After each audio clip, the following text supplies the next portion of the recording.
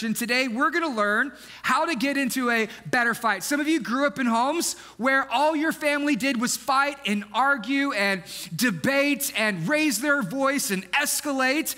And because of that, there's a lot of trepidation and fear and insecurity and anxiety when it comes to fighting. And so you don't fight, you don't argue, you bottle it up, you keep it in, and it doesn't get better. Instead, it gets bitter. But I want to submit to you this, that better marriages are a result of better fights. The more you fight right, the better your marriage is going to be. Now, the other side is actually true too, that bad fights lead to bitter marriages, but good fights lead to better marriages. In fact, researchers also agree with this. There's 3 stages to any marriage relationship. The first stage is the honeymoon. That's what we saw last week in Song of Solomon, and we saw everything on the honeymoon night, amen? We saw it all. That's the honeymoon. Now, that word honeymoon literally means the sweet month because that's about as long as it lasts, 1 month. See, when you first get married, you think, they're so amazing. They can't do anything wrong. And then you move in with them and you realize they can't do anything right.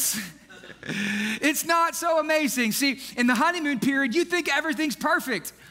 And then in the disillusionment period, you realize very quickly, they ain't perfect. Ladies, how many of you realized very quickly, he ain't perfect, amen? All the ladies said, amen. Men, don't answer that question.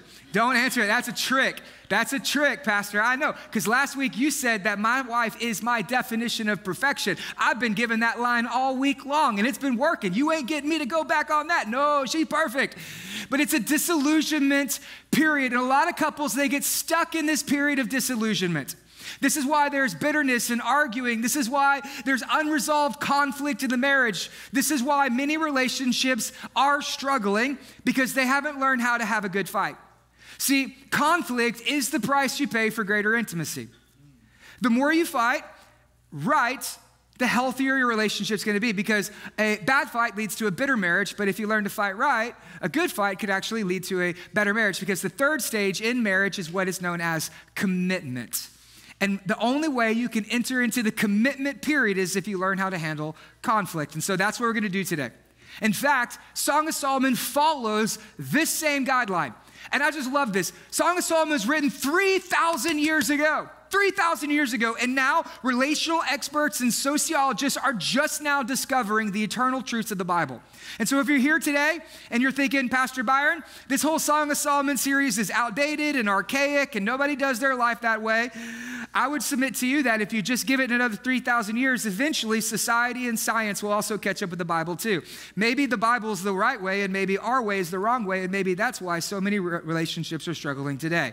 We need to do it the Bible's way. So here's the Bible guide to a better marriage. And Song of Solomon, 80% of it is really good.